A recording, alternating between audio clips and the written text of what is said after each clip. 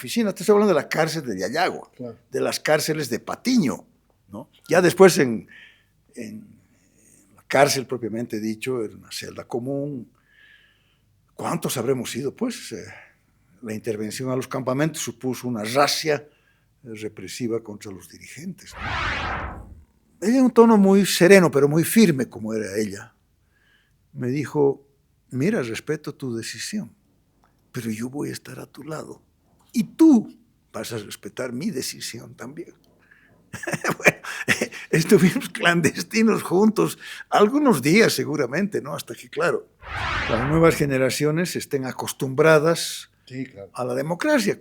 Es una gran cosa. Pero es bueno que hablemos de esto para que se valore más y mejor la vida democrática. Tenemos 42 años de vida democrática. Muchos problemas no se han resuelto, como te decía.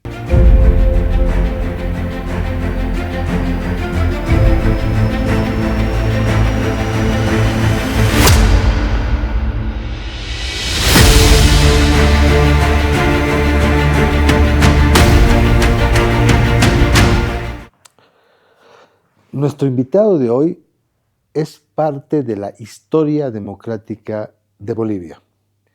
En los 80s lideró y fue el abogado principal de acusación en el juicio de responsabilidades contra el ex dictador Luis García Meza.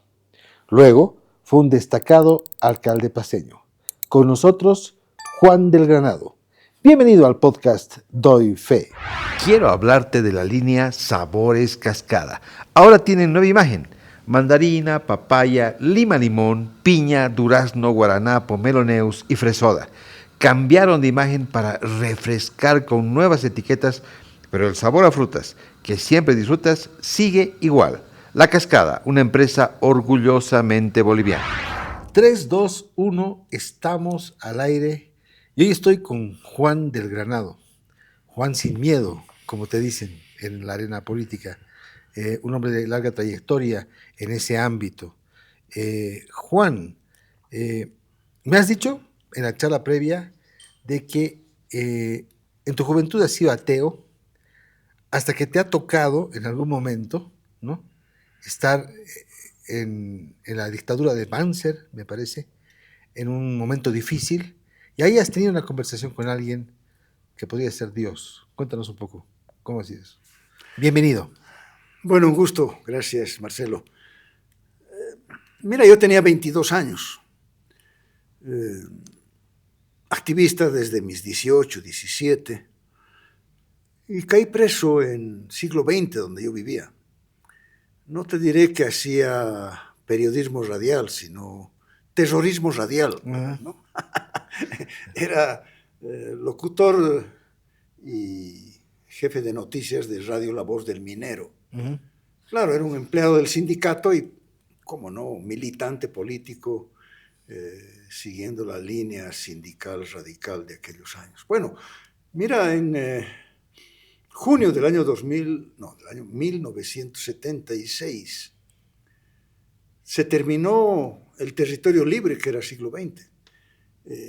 El gobierno militar, Banzer, ordenó la ocupación militar también de los campamentos mineros. Y bueno, ahí caí preso. Fui detenido y, claro, tú sabes, en la radio eres medio anónimo, ¿no? No había televisión. Pero bueno, me identificaron como uno de los locutores, uno de los radialistas. Y yo tenía un programita bonito que se llamaba Así canta el pueblo. Así canta el pueblo. Y entonces ponía una música de protesta y yo hacía un comentario político, ¿no? Y bueno, mira, los militares me habían escuchado, seguramente hacían seguimiento. Bueno, me pusieron en la radio para que yo haga comentarios a favor de ellos, ¿no? Por supuesto que no lo hice, ¿no? Y eso me costó, pues, momentos difíciles, momentos duros, ¿no? Estaba en una celda, me sacaban, no obedecía yo las instrucciones de ellos, tenía momentos muy duros de golpes, me volvían a sacar. Bueno, fue un momento en el que tenía que conversar con alguien, pues, ¿no? En la soledad de un cuartucho que era mi celda. Y ese alguien era, pues, seguramente Dios, ¿no? Seguramente esa inspiración que que te da la posibilidad de seguir adelante, ¿no? Fue una conversación conmigo mismo seguramente, pero fue reconfortante, ¿no? Ahí me di cuenta que había algo más, ¿no? Claro. Había algo más de el interés, el compromiso, la energía, la juventud. Había algo más. Y ese algo más lo encontré en esas circunstancias. ¿Encontrar a Dios en el momento más difícil de tu vida? ¿Fue el momento más difícil de tu vida? Uno de ellos, ¿no? He tenido momentos difíciles, pero este fue uno de los momentos más duros, tal vez por mi Más juventud, duros, ¿no? claro. Porque tenía, como te decía, 22 años, ¿no? Luego, claro, ya cuando era treintón, tuve que enfrentar el juicio a la dictadura, ¿no? Y los paramilitares y las amenazas. Marcela, mi esposa, estaba esperando familia y entonces eran los telefonazos a ella, ¿no? Pero bueno, este fue un momento especialmente duro por la presión física tan rigurosa, tan dura, ¿no? Tan apremiante. Además estaba calculado, como te digo, no era a cualquier rato, era después de las comidas. Después de las comidas. Después ya entendí que era para... O sea, almorzabas y luego Sí. paliza, tunda. ¿Y eso por qué? ¿Por qué era? Después ya cuando estuve en una celda común con otros compañeros, es que con la comida el estómago se dilata y te protege otros órganos. Claro. Y entonces golpes me dieron a mí con... Era una tabla de machimbre. Recuerdo mucho una tabla de machimbre con la que me golpeaban, ¿no? Y al principio, bueno, sí, te dolía un poco, pero cuando se repetía durante 15 minutos era terrible, ¿no? Era inaguantable. Bueno, entonces, en esos momentos difíciles había que conversar con alguien, pues, ¿no? Y ese alguien era algo que no eras tú, ni era... ¿Y qué conversabas? ¿Qué le decías? O sea, le pedía fuerza, le pedía ánimo, ¿no? Le pedía que me dé energía, ¿no? ¿Y la recibías? Sí. Sí. Bueno, me reconfortaba seguramente yo mismo, pero no ese es el tema, si lo uno o lo otro, no, era un momento en el que tenía que acudir a alguien que estuviera en capacidad de darme energías. Yo mismo posiblemente me daba las energías, pero también es probable que venían de otro lado. Dejémoslo así, como esa enorme, hermosa posibilidad. Está bien, pero no eres creyente, no crees. Mira, como te digo, a partir de ese momento me di cuenta que había que creer en algo que vaya más allá de tus convicciones, de tu ideología, de tus propios seres queridos. Y me imagino que esa energía superior tiene que ver con algo divino, claro. ¿Qué más decir? Juan, ¿cómo fue ese tiempo? ¿Cómo empezaste la carrera? Fue precisamente, en algún momento tú me has contado que, llegaste a la carrera de Derecho y de ahí fuiste a la mina, ¿no? ¿Cómo fue ese momento? Bueno, mira, yo era un muchachito, pues, llegué aquí a La Paz, yo era cochabambino. Cochabambino. Bueno, hace 60 años que soy paseño. Claro. Tenía mi hermano mayor, estudiante de ingeniería, Hugo. Yo llegué, tenía 17, cumplí 18 años y me inscribí en la Facultad de Derecho, quería ser abogado. Bueno, pasaron solamente unos meses y vino el golpe de Banzer, ¿no? La dictadura de Banzer, ¿no? Y claro, la labor nuestra, militante universitario, O sea, ya habías empezado del la viejo política. MIR, ¿no? Del MIR, Okay. de sus inicios, de aquel MIR que se fundó en septiembre del año 71, precisamente, ¿no? En la clandestinidad.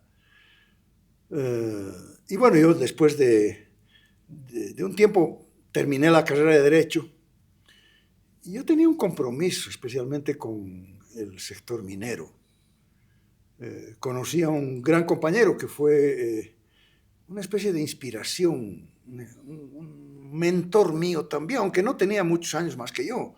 Él tenía 5 o 6 años más que yo, Artemio Camargo. Y mira, me fui al siglo XX después de completar la carrera de Derecho. Es más, en siglo XX tenía pendiente mi examen de grado. Y tenía la idea de que tenía que dedicarme por entero a la causa.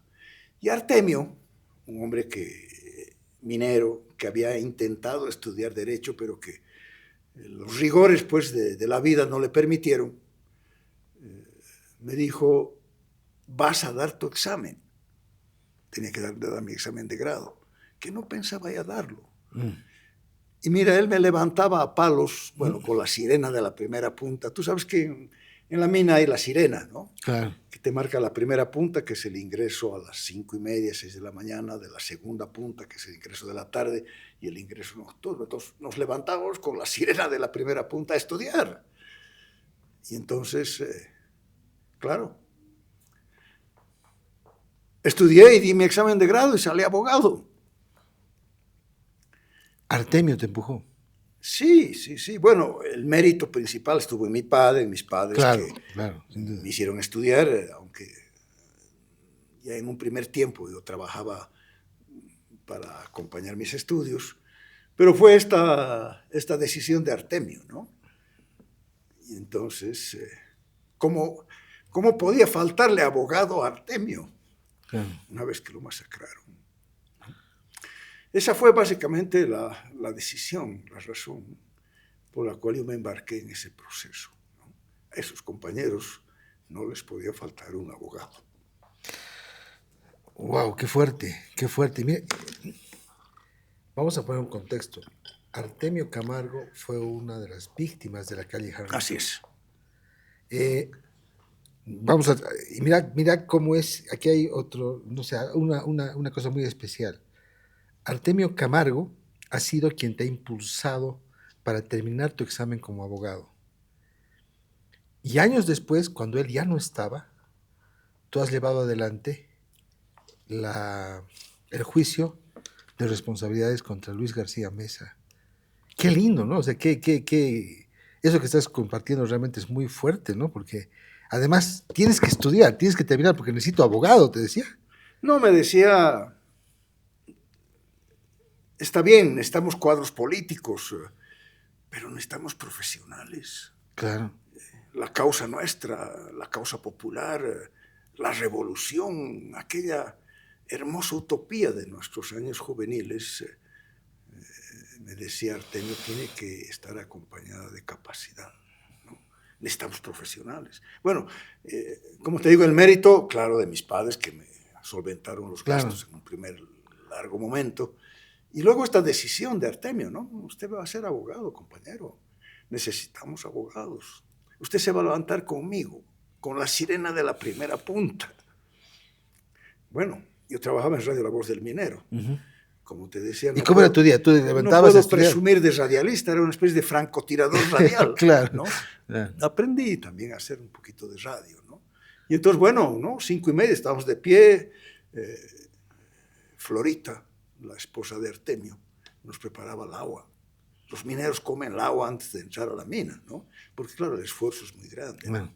Y bueno, hasta las 8:30, 9 de la mañana yo estudiaba, porque a las 9 tenía que estar 8:30 en Radio La Voz del Minero, donde, como te decía, intentaba hacer periodismo radial. Y claro, digamos, eran jornadas de estudio y al final sacaste el... Sí. ¿En qué momento diste el examen? Bueno, a los 6 meses. ¿no? A los 6 meses.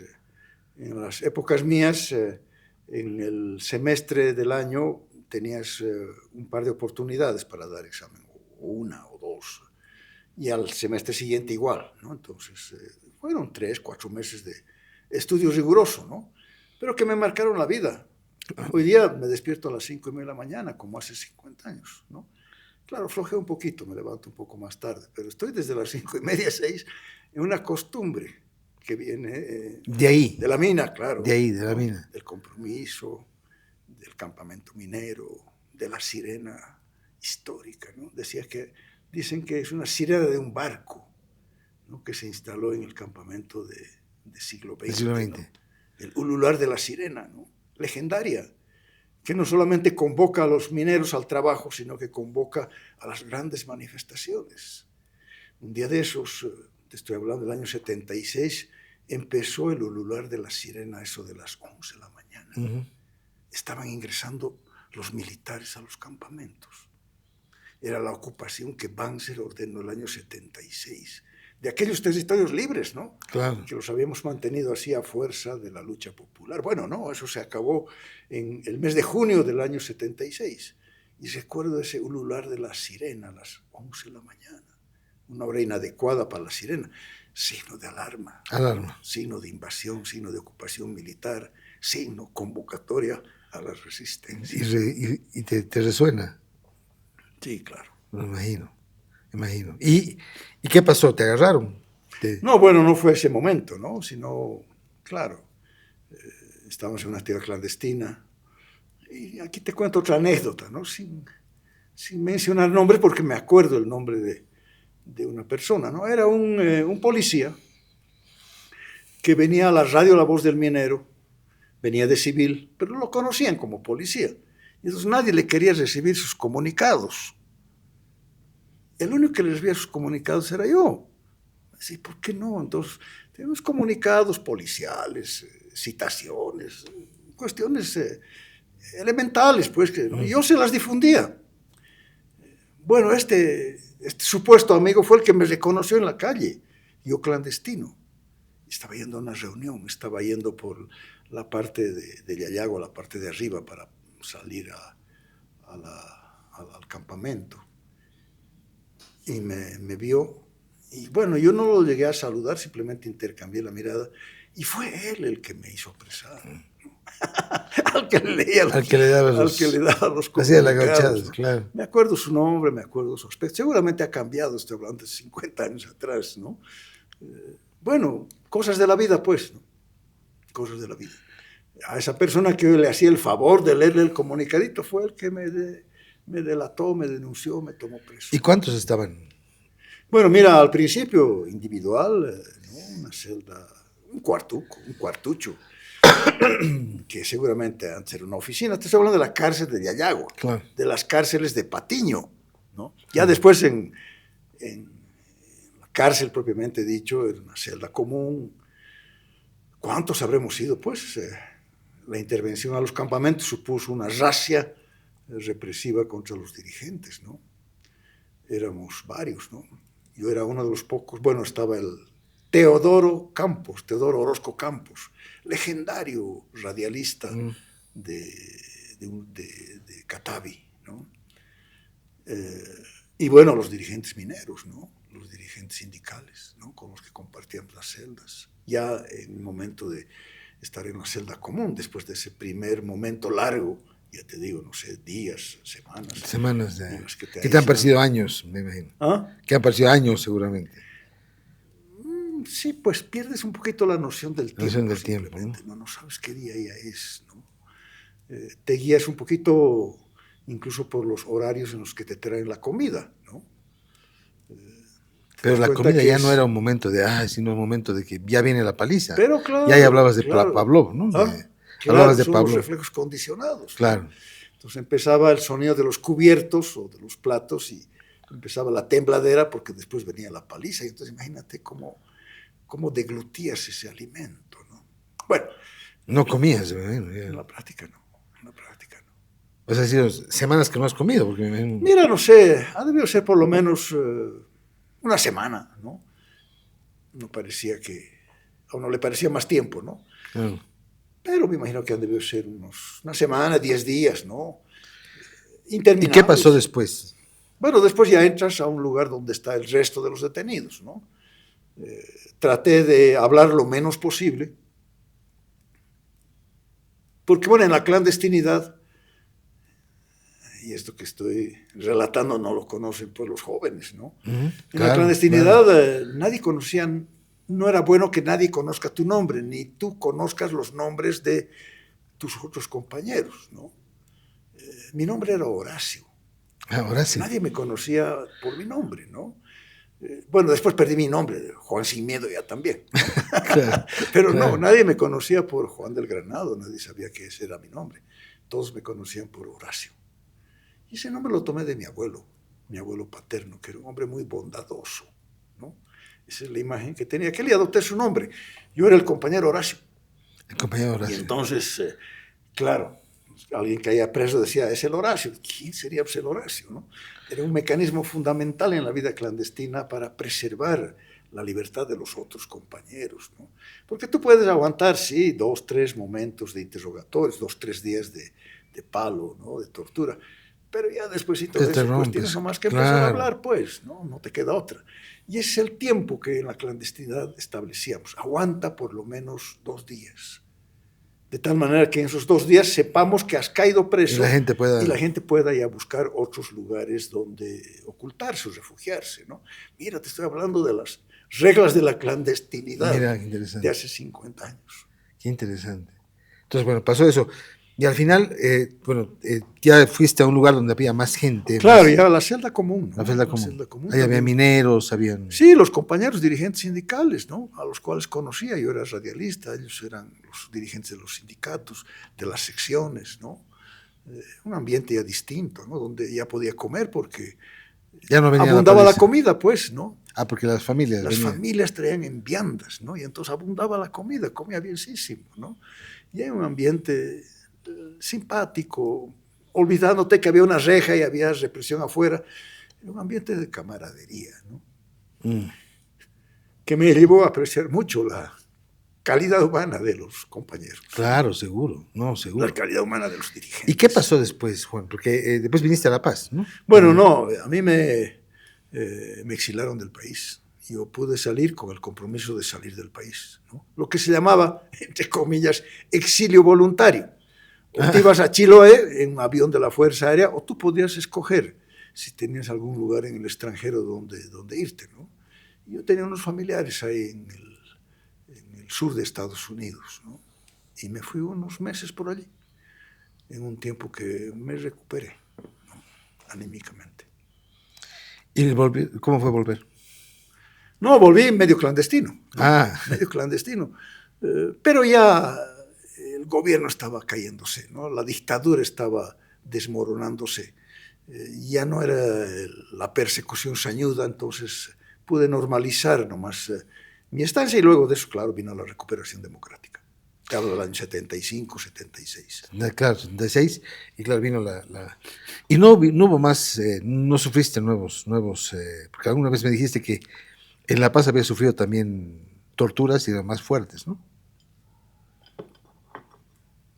Bueno, me trajeron pues a La Paz. O sea, una vez que después de los primeros interrogatorios se dieron cuenta que tenía yo una conexión mayor a la solamente la militancia en siglo XX, claro, me trajeron a La Paz. No sé si un pez semigordo tal vez, porque tampoco era un dirigente conocido, ¿no? Pero era un tipo que tenía contactos, pues, ¿no? Y en La Paz igual, ¿no? Los rigores en La Paz, esto que te digo de la tablita, son de La Paz. ¿No? Las tablitas eran golpes... es un retazo de machimbre, ¿no? Pero eran golpes reiterados, ¿no? Que te empiezan a... Al principio te duele un poquito, pero después te duele hasta el alma, ¿no? Después de 15 minutos, no sé, pierdes la noción del tiempo, ¿no? Cada golpe te mueve hasta las uñas. Además, los insultos, el trato... No es tanto eso, ¿no? No es tanto eso. Es la secuencia, ¿no? Después de las comidas, ¿no? Puntuales, rigurosamente puntuales. Y entonces ahí entendí las lecciones, te decía, de criminología de Pavlov, ¿no? Los reflejos condicionados. Claro, ¿no? Claro.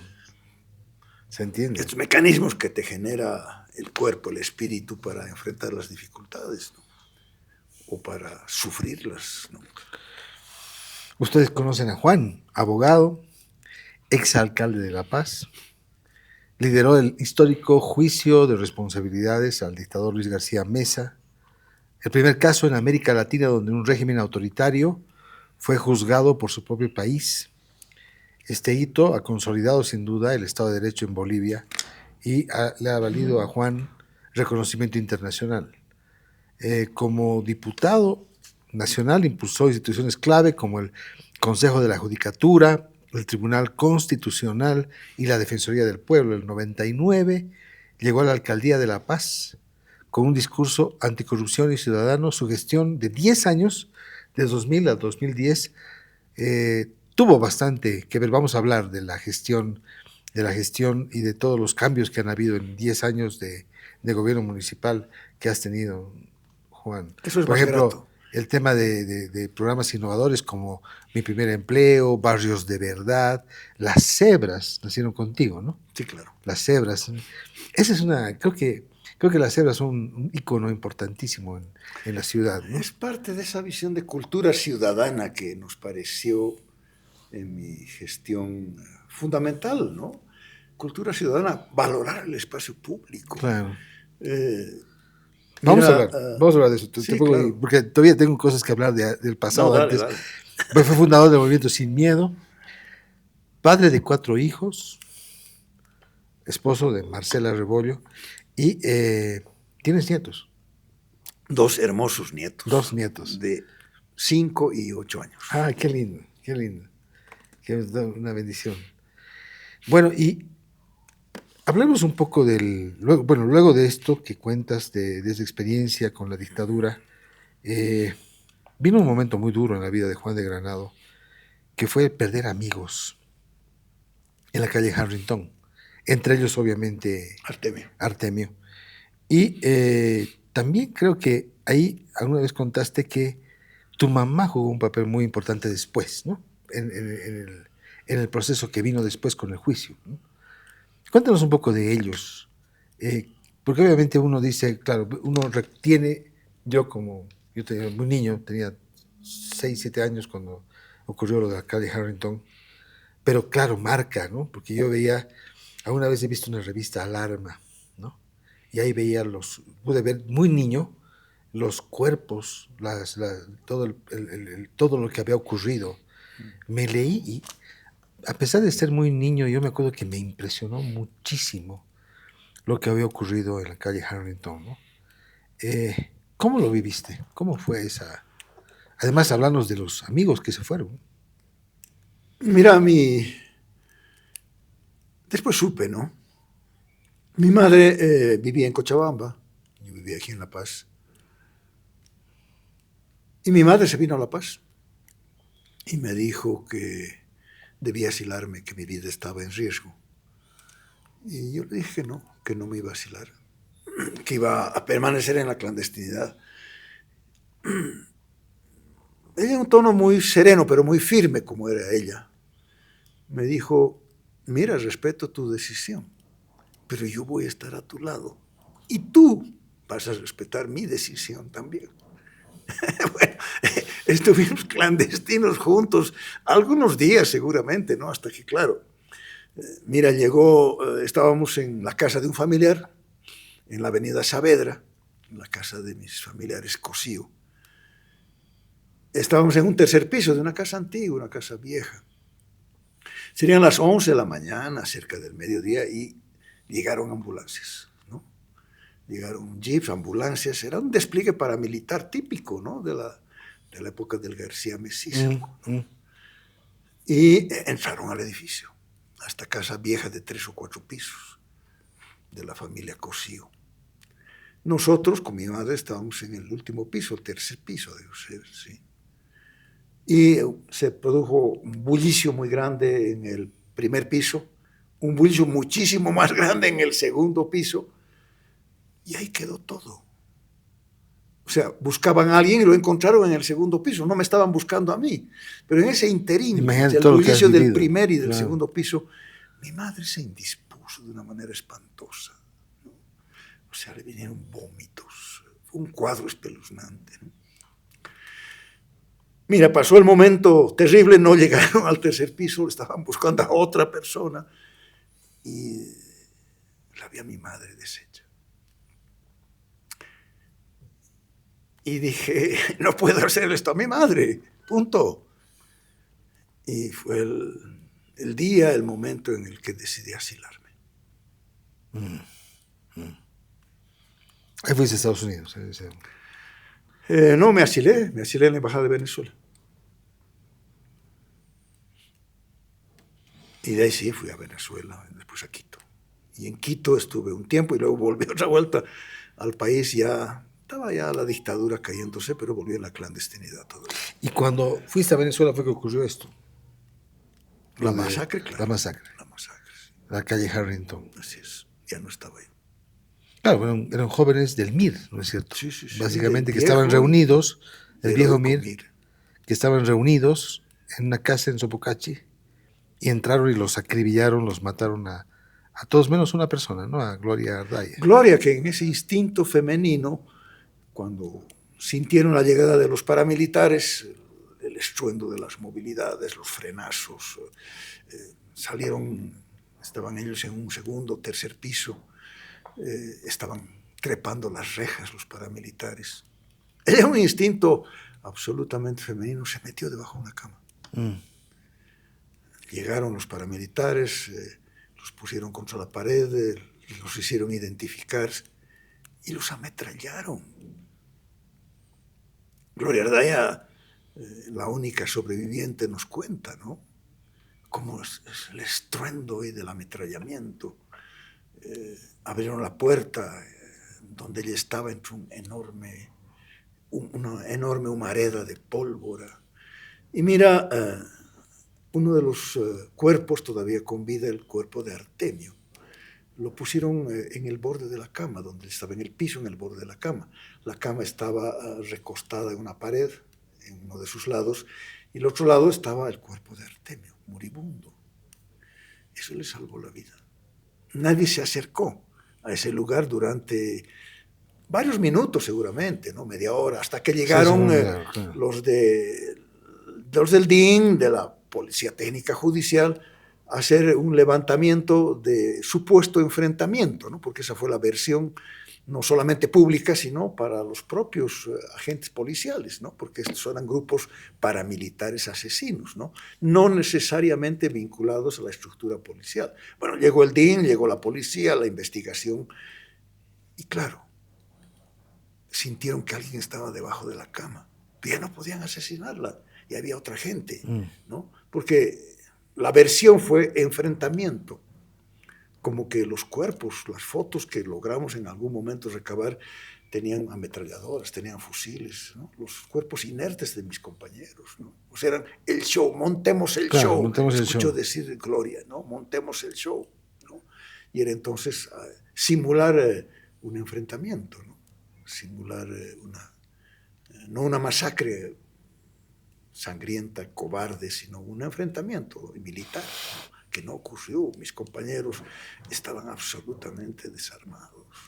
Bueno, ese es el momento en que la encuentran a Gloria. Ya no podían pues eliminarla. Claro. Estaba el DIN, estaba un personal civil, y bueno, ese fue el testigo, fue la luz que nos permitió alumbrar ese momento que hubiera quedado en la oscuridad. En la oscuridad completamente. En la más absoluta oscuridad, ¿no? Gloria fue la luz. Claro, porque hubieran hecho desaparecer los cuerpos y listo, digamos, ¿no? No hubieran dado cuenta del enfrentamiento y punto, ¿no? ¿Y quién iba a desmentir eso, no? Entonces fue Gloria Ardaya, ese testigo, esa sobreviviente heroica que nos permitió reconstruir los hechos y a partir de esa reconstrucción de los hechos aplicarle 30 años de presidio a todos los asesinos. ¿Tenías amigos ahí? Amigos, muy todos amigos, ellos, todos ellos. Permítenos robarte unos segunditos de tu podcast, Doy Fe, porque tenemos una excelente noticia que compartir contigo y para ello estoy con nuestro productor Miguel Guzmán. Miguel. Marcelo, todos los domingos a partir de las 8:30 de la noche estaremos en señal abierta por Palenque TV. Así que los esperamos. No se olviden, podcast Doy Fe en Palenque TV, todos los domingos a las 8:30. Ya estamos en señal abierta, Miguel, es un gran logro, realmente estamos muy felices y queremos agradecer a Verónica Palenque por abrirnos esa casa televisiva. Estamos de fiesta en Doy Fe y ahora sí, sigue con tu entrevista. Amigos, muy Todos amigos, ellos. todos. Todos ellos. Éramos un grupo juvenil. Mira, el más viejo de nosotros, para decirte algo, era el Arcil Menacho. Un paseño que se fue a vivir a Pando, que tendría Arcil 40 años. El Pepe Reyes, 30 y tantos años. Eran los más viejos. El Gonzalo Barrón, el Ricardo Navarro, tenían 20 y tantos años. Changuitos, claro. el Ricardo Navarro, 4 años mayor que yo solamente. Gonzalo Barrón era de mi edad, ¿no? En fin, esos son los hechos de la vida que Y sabes no tienen que repetirse. Qué lindo que podamos charlar de esto, porque yo creo que, bueno, Doy Fe tiene público, me imagino que mucho público que ha nacido después de los 80s o que ha nacido ya en democracia. Y esto ocurrió en Bolivia. Amigos, esto ocurrió en Bolivia. Esto ha vivido nuestro país. Y realmente es como para que no se repita, ¿no? No tiene que repetirse. Mira, la vida democrática tiene muchos vacíos, muchas dificultades, tiene muchas deficiencias, pero todas ellas son encarables. Este mes de agosto vamos a elegir, ojalá, nuevos gobernantes. De repente alguna gente quiera que se queden los actuales. Bueno, pues seguramente si tienen mayoría se quedan, ¿no? Pero tenemos esa posibilidad, ¿no? Si estamos disconformes de manera mayoritaria con los gobernantes, de manera mayoritaria los vamos a cambiar. Y se acabó. No necesitamos eliminar a nadie. Mira, el valor de la democracia es ese, ¿no? La convivencia. Bueno.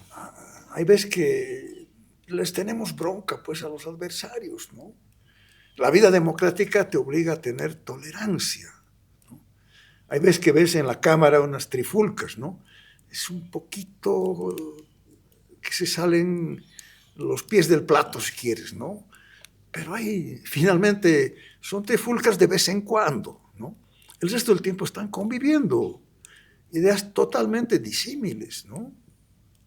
Esta es la gran lección democrática, que tenemos que trasladarla a la vida cotidiana. Claro. Tolerancia. Tolerancia, ojalá, respeto a las normas, respeto a las ideas distintas, consideración con el adversario. El adversario es eso, un oponente, una persona que piensa distinto. No un enemigo, no alguien no es un matar. enemigo, exactamente, no es un enemigo. Al enemigo se lo destruye. No estamos en guerra, estamos en una confrontación de ideas, ¿no? Y lo bueno es que quien dirime esa confrontación de ideas es la gente, ¿no? Que le da la razón mayoritariamente a unos en desmedro de esos otros que tendrán que esperar pues unos añitos, ¿no? Para ver si les dan la razón ahora a ellos, ¿no? Y eso es bueno, eso es bueno. Más allá de que la democracia, te decía, tiene grandes falencias. No hemos resuelto problemas graves, ¿no? 80% de nuestra población económicamente activa no tiene empleo seguro. La informalidad es un drama en el país, ¿no? No hemos generado industrias, el medio ambiente, en fin, bueno, pero son tareas que las vamos a encarar más tarde o más temprano, más y mejor en algún momento, ¿no? Sin que tengamos que suprimir las libertades, sin que tengamos que atentar contra la libertad o la vida de la gente, del oponente, ¿no? Hay que valorar la democracia en esa dimensión. En eso es claro, es la dimensión clave, es la dimensión que debemos valorar.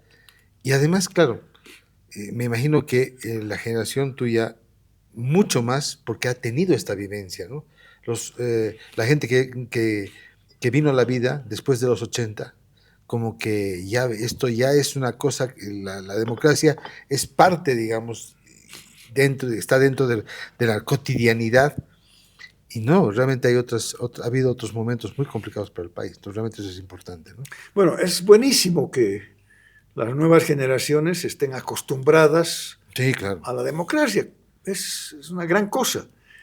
Pero es bueno que hablemos de esto para que se valore más y mejor la vida democrática. Tenemos 42 años de vida democrática. Muchos problemas no se han resuelto, como te decía. Pero bueno, estamos en el escenario para resolverlos. Claro. Dependerá de nosotros, pues, si elegimos mal, aguantémonos, pues, hasta elegir algo que sea mejor. No sé si. Claro. Y en ese tiempo, esos que hemos elegido o que han elegido otros, harán lo mejor que puedan, pues, porque, claro, les interesa la reelección, les interesa su prestigio, estas cosas básicas, ¿no? Que solamente se pueden claro, sin duda, catalogar claro. en la vida democrática, ¿no? ¿Cómo vas a demostrar tus aptitudes si te meten preso por lo que piensas? O peor, si te masacran, si te eliminan, ¿no? No, ese tiempo no puede ni debe volver. Bien. Juan, ¿estás cómodo? Sí, sí. ¿Sí? ¿No te hace frío? No, no. Cuidado con los resfriados, ¿ah? Y si hay algún resfriado, pues Refrianex de Bagó es la mejor. Muy ¿no? bien. Refrianex. Con Refrianex el resfrío ya fue, ¿no? Ahí Miguel está tosiendo un poco, entonces bueno, un Refrianex y seguramente va a pasar este mal momento. Juan, hablemos un poco de historia, más de historia, y tengo que aprovechar que estás aquí para preguntarte sobre cómo ha sido el proceso del juicio de responsabilidades contra Luis García Meza. Ahora entiendo que me imagino que la gran gasolina que tenías, que te ha llevado a perseverar, porque fueron varios años, mucho trabajo. 7 años. 7 años, ¿no? Ha sido nomás, pues, el recuerdo de tus amigos, ¿no? De la calle Harrington, básicamente, ¿no? ¿Cómo ha sido este proceso? Mira, el juicio se inició en el Parlamento. Las leyes de responsabilidades de la época, una de 1884 y la otra de 1944, fueron las dos leyes vetustas, pero bueno, leyes al fin que establecían que el sumario de la causa, una causa penal que tiene sumario y plenario, 2 etapas, el sumario de la causa se lo tramitaba en el Congreso Nacional. Y una vez decretada la acusación, pasaba al juez del plenario, que era la Corte Suprema de Justicia. Esto se ha modificado, aunque es la Corte Suprema de Justicia la que lleva adelante los juicios de responsabilidades, ¿no? Mira, no pensaron la mayoría de los abogados que eso tenía posibilidades. Teníamos, además, dificultades procesales, ¿no? No eran 2 acusados, no era García Meza y Arce Gómez. Eran ellos 2 más 54 acusados, porque era toda la cohorte de paramilitares, ¿no? Además de los ministros de Estado, ¿no? Y entonces, claro, era una tracalada. Y mira, las confesiones. La confesión es el primer acto del plenario, donde se presenta el acusado y confiesa, o dice su verdad, ¿no? Se llama la confesión. Pero no necesita confesar que es delincuente o culpable, simplemente dice su verdad. Mira, solamente las confesiones de 56 procesados duraron 2 años. Y entonces, claro, varios abogados que concurrieron al juicio dejaron el juicio porque parecía no tener destino, ¿no? 2 años. Los acusados además tenían una estrategia dilatoria, ¿no? Cuando no se presentaban a declarar, les daban 10 días de plazo, como establecía la ley, ¿no? Los citaban por edictos, y entre edicto y edicto tenían que pasar determinada cantidad de días, ¿no? Imagínate eso, claro, multiplicarlo por 50, y claro, como era visiblemente una estrategia dilatoria, una buena parte de los acusados, en connivencia con García Meza, se ponían de acuerdo para no presentarse, ¿no? Entonces cada declaración se prolongaba 10 días adicionales, porque antes que los detengan ya se presentaba el individuo, pero habían pasado 10 días, ¿no? Entonces, bueno, fueron 2 años que duraron las confesiones, ¿no? Esta etapa preparatoria del juicio que se llamaba. Y en ese tiempo, sí, varios colegas míos dejaron el proceso, ¿no? Mira, ahí tenía yo la vivencia de mis compañeros, ¿no? No podía dejar. Claro. No podía dejar eso. Había que continuar, sabiendo que sí, siempre había el riesgo de que eso pudiera no tener destino, pero hasta el momento en el que no comprobase eso yo de manera, además profesional, porque mira, mi especialidad, yo era abogado, pero era abogado laboralista. Ah, no penalista. No, pues, yo era abogado de la Central Obrera Boliviana. Eso no sabía. Tengo un manual de legislación del trabajo, edición agotada, creo que 2 o 3 ediciones agotadas. En algún momento creo que era libro de lectura o de consulta obligatoria en la Facultad de Derecho. Yo era abogado laboralista, era abogado de la Central Obrera Boliviana. Y entonces, mira, esos 2 años de dilación que provocó García Meza y los restantes acusados, fueron 2 años claves para mí porque estudié Derecho Penal. Claro, mira, Una especialidad, además. doña Soledad, ha debido irse ya doña Soledad porque era una señora ya de edad, ¿no? La bibliotecaria. Ella me prestaba los libros los fines de semana. La bibliotecaria de la Corte Suprema de Justicia. Espero que ya esté descansando en paz y no la sancionen por eso. No, ya no, han pasado muchos años. Ella me prestaba ocultas los textos de derecho penal, que yo me los comía el fin de semana, pues, ¿no es así? Porque en el día era más complicado, ¿no? Había que estar en las audiencias, en fin. Entonces, mira, fueron 2 años de dilación que me sirvieron de mucho. Me volví penalista, o sea, me volví experto. Ahí agarraste digamos yo era la especialidad, claro. Yo era laboralista. Y entonces tuve que hacer una especie de maestría en Derecho Penal a partir de mi decisión de llevar adelante un proceso, ¿no? No era mi especialidad el Derecho Penal. Resulté siendo luego penalista, ¿no? Pero fue a partir de este compromiso, ¿no? ¿Y cuál fue el momento más difícil? ¿Cuántas veces estuviste a punto de decir, bueno, hasta aquí? Mira, fue una... Yo llegaba de La Paz, como te digo, se llevaba adelante el juicio un par de semanas, se descansaba una semana, se descansaba en términos figurados, porque la Corte Suprema tenía que atender un montón de causas, ¿no? Entonces se paralizaba una semana el proceso y se volvía a retomar. Yo volvía de un viaje, volvía a Sucre, y noté algo extraño, ¿no? Había mucha gente en un aeropuerto que aquella vez era muy pequeño. Había mucha gente, extrañamente. Bueno, se debía a que García Mesa había celebrado el matrimonio de una de sus hijas. Entonces estaba despidiendo a sus invitados, ¿no? Había mucha gente en un aeropuerto pequeñito, ¿no? Mira, me vio y ese momento se creó un ambiente de muchísima tensión en ese pequeño recinto aeroportuario, ¿no? Ahora puedo recordarlo con cierta sonrisa, ¿no?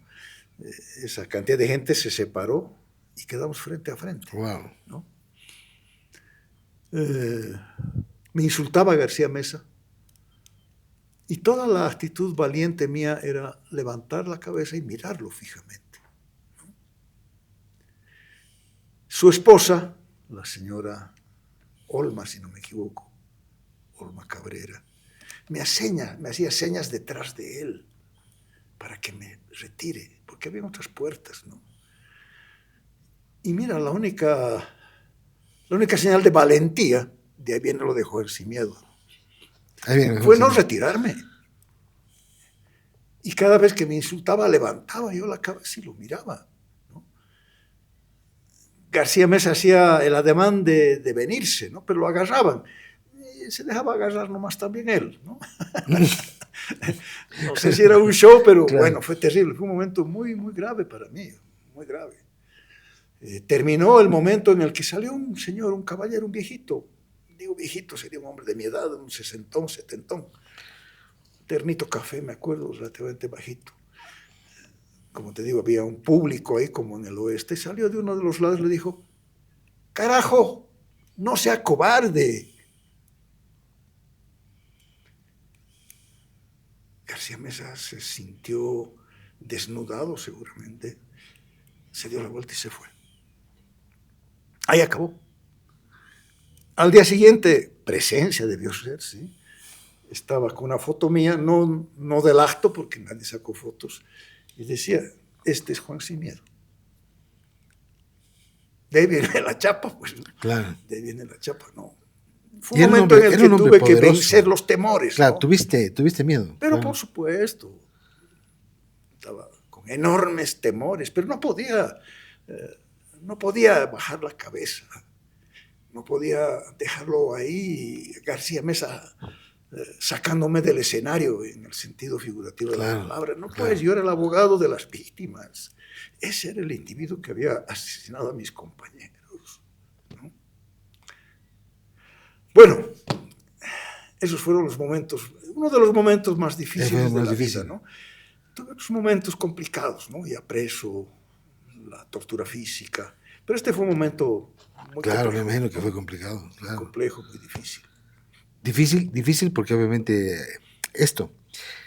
¿Qué año estamos hablando de ese momento? ¿Te acuerdas el año?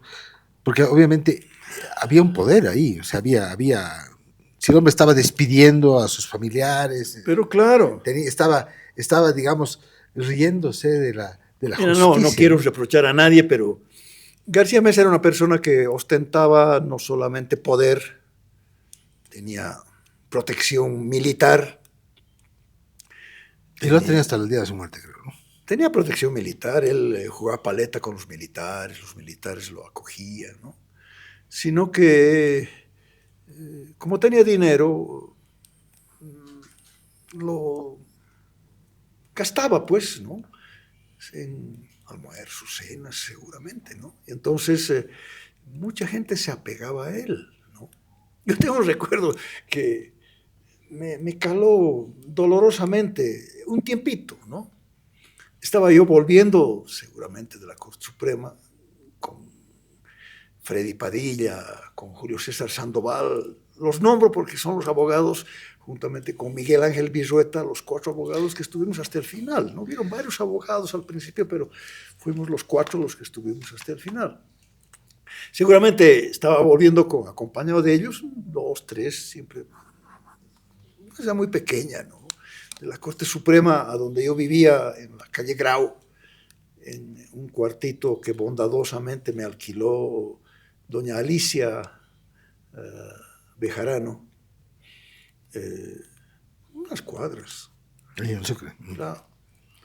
Entonces, bueno, te quería contar, estaba caminando y, claro, García Mesa me insultaba, ¿no?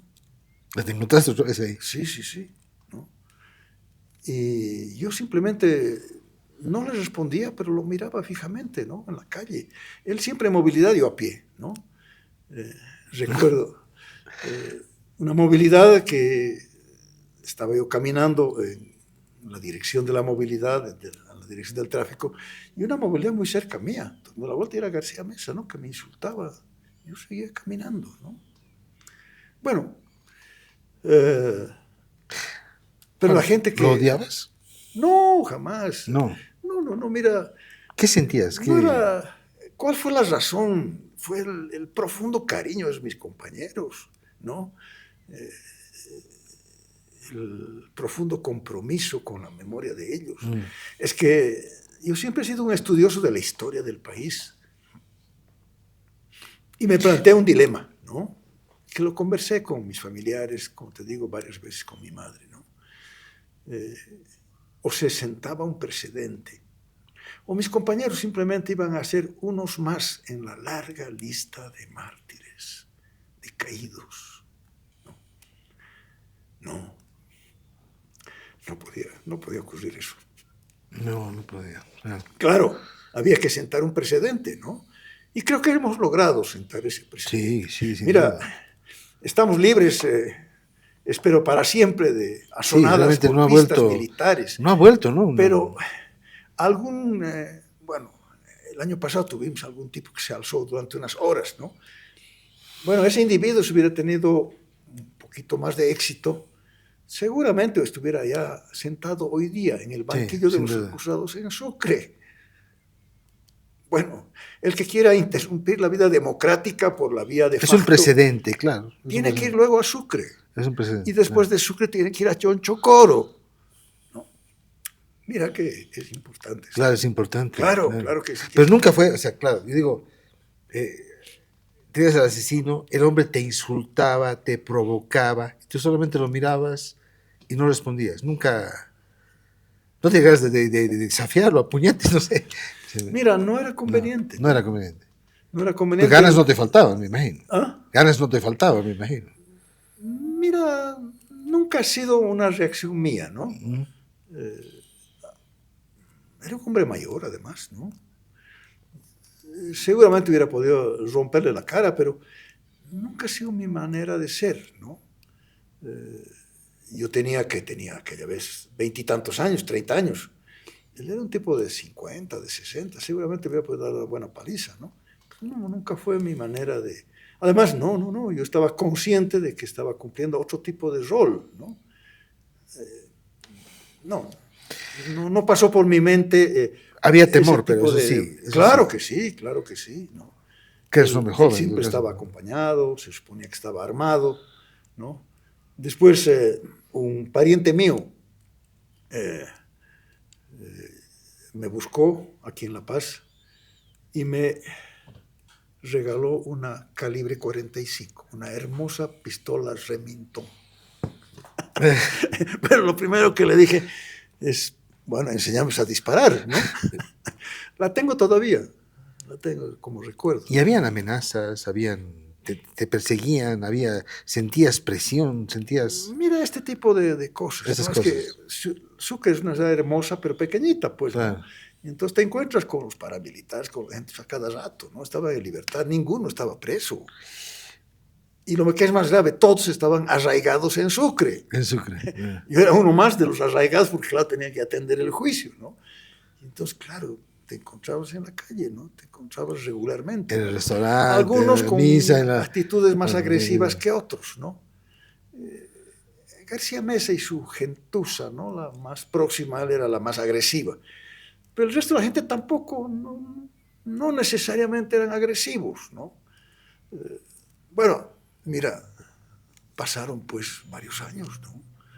Entonces ahí finalmente te acostumbras, ¿no? ¿Cómo fue el día que se leyó la sentencia? Yo recuerdo esas largas horas siguiendo por Canal 7 porque se transmitió en vivo esa sentencia, ¿no? Claro. ¿Cómo fue ese día? ¿Qué sentiste? Un sentimiento de paz, ¿no? Es como cuando escalas una montaña, tienes tropiezos, retrocedes, sigues avanzando, ¿no? Pero llega un momento en que estás arriba, pues, ¿no? Has culminado, ¿no? Y respiras profundo, ¿no? 30 Tienes años la de cárcel sensación sin de haber derecho logrado a el indulto, objetivo, ¿no? ¿Qué escuchaste eso? 30 años de cárcel sin derecho a indulto. Esa, ¿no? Y era así. Además, yo me acuerdo del rostro del hombre, ¿no? O sea... Entonces, la sensación grata de haber alcanzado un objetivo digno. Mucha paz, mucha tranquilidad, ¿no? No había un sentimiento de jolgorio, de alegría, ¿no? Un sentimiento de paz. Se logró. Y además, bueno, cumpliste con los chicos, ¿no? Así es. Y con tu mamá. ¿Cómo no? Bien, quisiera conversar contigo otra etapa importante que ha sido justamente esto que veíamos, ¿no? El tema del Juan de Granado alcalde. ¿Cómo recuerdas esa época? Mira, yo fui antes diputado uninominal. Diputado. Estoy ahora postulando nuevamente para la diputación uninominal. Exacto, sí. Bueno, fui Ya diputado... no hemos hablado de política y eso es bueno, he hecho un poco de historia y sí, fuiste diputado uninominal. Fui diputado uninominal. Y ahora después estás postulando por la alianza... Estoy en la... Unidad, ¿no es cierto? En la lista de Samuel. Samuel. ¿No? Nos parece una buena opción, Samuel. Pero bueno, no ese es el tema todavía. ¿Qué te estaba contando? No, el tema de... Llegaste a la alcaldía, pero fuiste primero diputado uninominal. Bueno, no, como diputado uninominal no acaba de entenderse que la labor del diputado uninominal no es la labor del concejal o del alcalde. Todavía se busca a los diputados uninominales para que te resuelvan los problemas de tu barrio. Me costó hacer entender esto, ¿no? Y claro, para ello puse una oficina donde estaba el diputado uninominal recabando las demandas de la gente, pero no para resolverlas, sino para fiscalizar y derivarlas y exigir a la autoridad respectiva que resuelva los problemas, ¿no? Es una labor de gestión, ¿no? La que hay que desarrollar.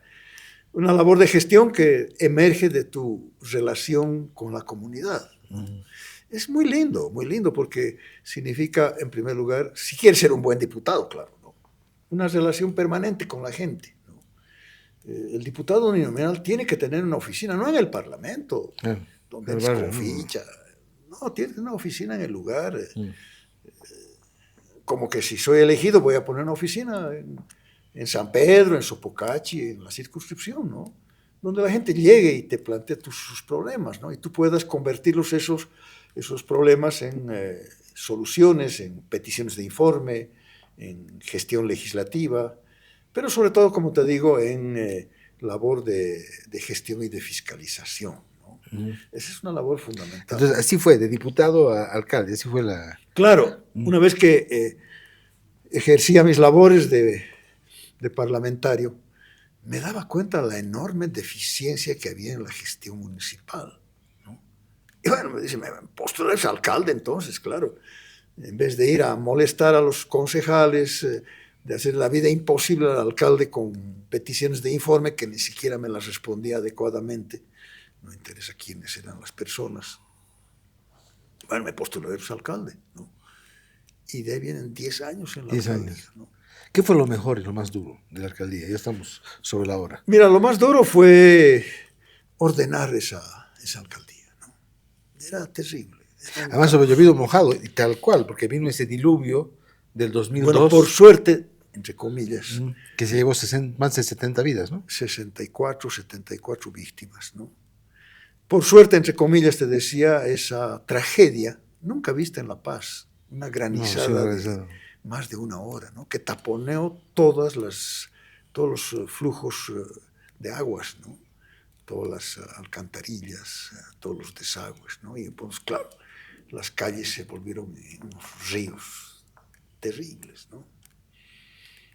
Mira, yo estaba en una reunión, yo normalmente hace 50 años que hago siesta, pero ese día no hice siesta porque estaba en una charla muy, muy simpática con un amigo, Marcos Domic, dirigente comunista, una gran persona. Mira, terminamos de hablar, ya no era hora de la siesta, y empezó a caer un granizo extraño. O sea, demasiado tupido. Era una cortina, pero de granizo. Y entonces, en lugar de irme a la oficina, me puse mis botas y me fui al retén de emergencias, ¿no? Y en el retén de emergencias movilicé a todos nuestros equipos y recuerdo haber vuelto 4 o 5 de la mañana, ¿no? Ya con una conciencia absoluta de la tragedia. Terrible. Claro, mira, al día siguiente, o ese mismo día, pero inmediatamente de producido el hecho, me llaman al teléfono y me dicen, le va a hablar el presidente. Era Tuto. Tuto, claro. Y me dice, he sabido, Juan, qué es lo que necesitas, recursos. Al día siguiente me puso $4 millones en las cuentas municipales. Hay que decirlo.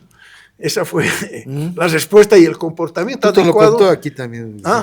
Contó eso aquí. No, claro, es que al día siguiente me puso $4 millones en las cuentas municipales, con las que pude atender la emergencia.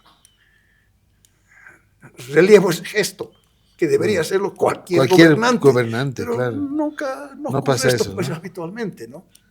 Esa fue la actitud de Jorge Giro. Oye, pues además así se pudo salir, porque además se ha hecho un trabajo interno en La Paz, ¿no? Pero mira, fue una radiografía horrible la que nos propinó aquella granizada, ¿no? Las enormes carencias que tenía la ciudad. Mira, $4 millones, luego invertí $60 millones claro. A lo largo de la década en protección de riesgos. Hoy día tenemos pequeñas inundaciones, pequeños desbordes. Bueno, esa labor la hicimos, luego la continuó Luis Revilla, ¿no? La protección de riesgos, las obras de canalización, ¿no?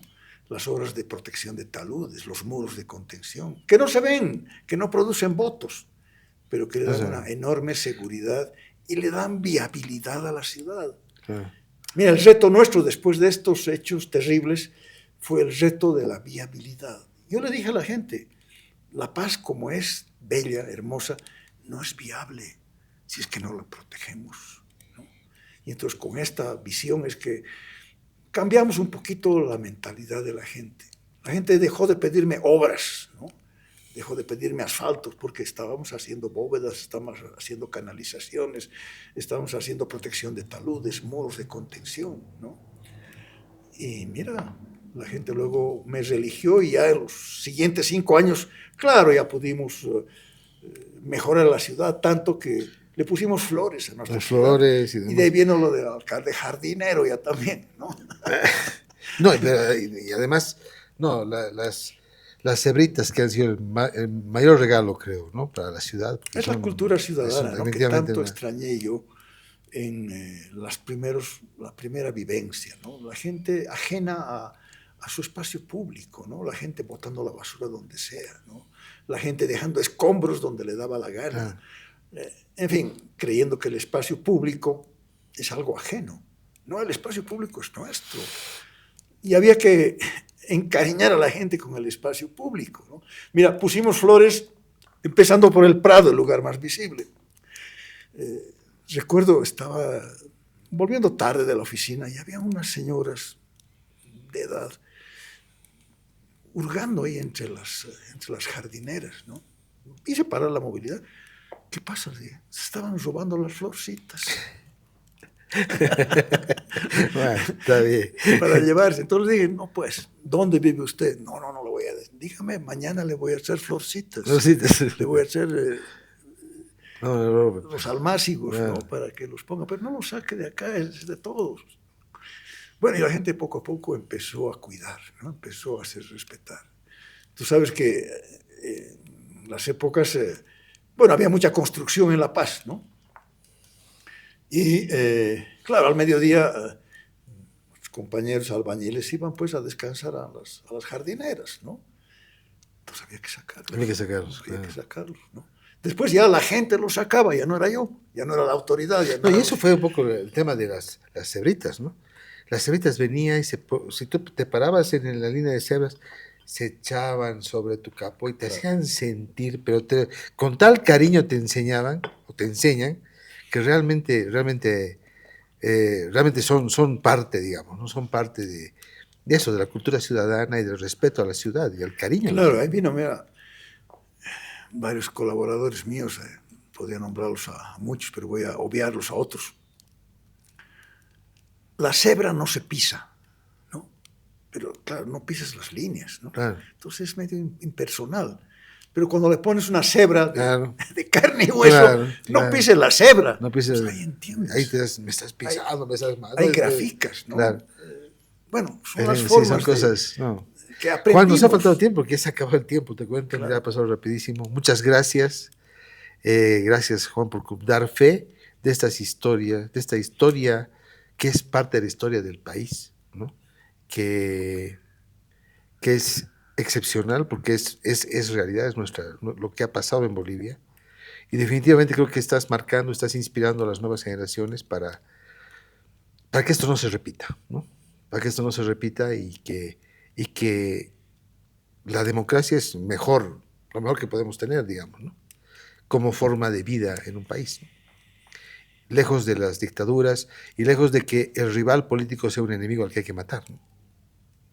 Vamos a tener siempre adversarios. La democracia es para confrontar ideas, para confrontar proyectos y para dejar en manos de nuestros amigos que nos están escuchando, ¿no? La decisión final, ¿no? Este mes de agosto tenemos que meditar profundamente cómo mejoramos la vida del país, eligiendo a los mejores gobernantes para los próximos 5 años. Qué lindo que tengamos esa grandísima posibilidad de elegir nosotros a los que nos gobiernan. Un gusto, Juan. Gracias. Gracias por estar en Doy Fe. Un gusto. Bueno, este fue el episodio de Doy Fe de esta semana. Si te ha gustado, por favor, no olvides escribirnos, darnos like y compartir este episodio y todos los demás con tus amigos y familiares. Quiero hablarte de la línea Sabores Cascada. Ahora tienen nueva imagen. mandarina, papaya, lima limón, piña, durazno, guaraná, pomeloneus y fresoda. Cambiaron de imagen para refrescar con nuevas etiquetas, pero el sabor a frutas que siempre disfrutas sigue igual. La Cascada, una empresa orgullosamente boliviana. Soy Marcelo Tedeschi, eso fue Doy Fe. Gracias, Juan. Hasta la próxima semana. Chao. Mandarina, papaya, lima, limón, piña, durazno, también guaraná, pomeloneus, fresón.